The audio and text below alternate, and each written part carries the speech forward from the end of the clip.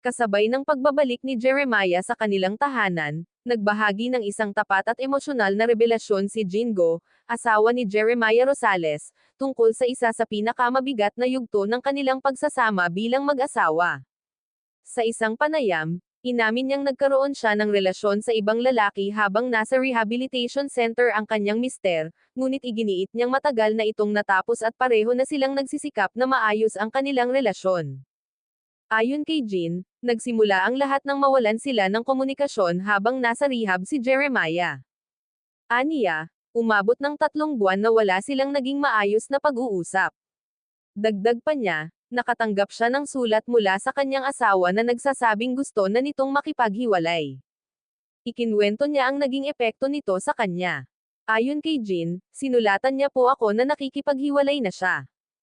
Namalaya na raw akong gawin ang mga gusto ko. Dahil sa sama ng loob at pag-aakalang tuluyan ng matatapos ang kanilang pagsasama, sinabi niyang, parang nung nabasa ko po ang letter niya, naurat ako sa kanya, di nakipag-date ako agad. Alangan mag-iiyak ako at magmukmak sa bahay. Bagamat inamin niya ang kanyang pagkakamali, nilinaw rin niyang hindi na bahagi ng kanyang buhay ang naturang relasyon. Aniya, matagal na po natapos ang affair ko. Nagka-counseling din po kami. Para sa kanya, ang counseling ay naging mahalagang hakbang upang unti-unti nilang maibalik ang tiwala at mapag-usapan ang mga pinagdaanan nila bilang mag-asawa.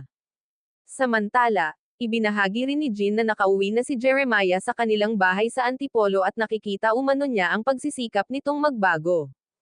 Ayon sa kanya, determinado ang kanyang asawa na tuluyan ng iwan ang dating bisyo at patuloy itong mino-monitor ng kanilang pamilya. Sumailalim din umano si Jeremiah sa drug test bilang patunay ng kanyang hangaring makabangon at magsimula muli. Aminado rin si Jean na hindi pa lubusang maayos ang relasyon niya sa kanyang bayaw na si Jericho. Aniya, isa sa mga dahilan ng tampo ng aktor ay ang paniniwalang niloko niya ang kanyang kapatid at dapat na raw itong iwan ni Jeremiah.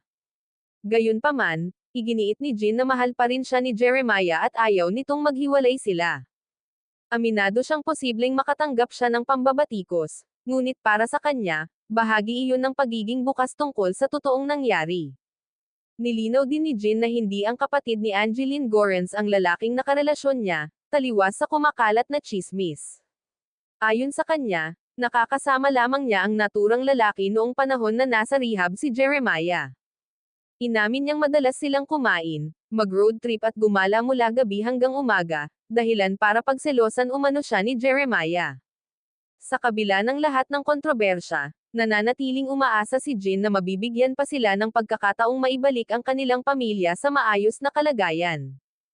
Bagamat hindi pa ganap na naaayos ang lahat, sinabi niyang pareho silang handang harapin ang mga pagkakamali ng nakaraan at magsimula muli.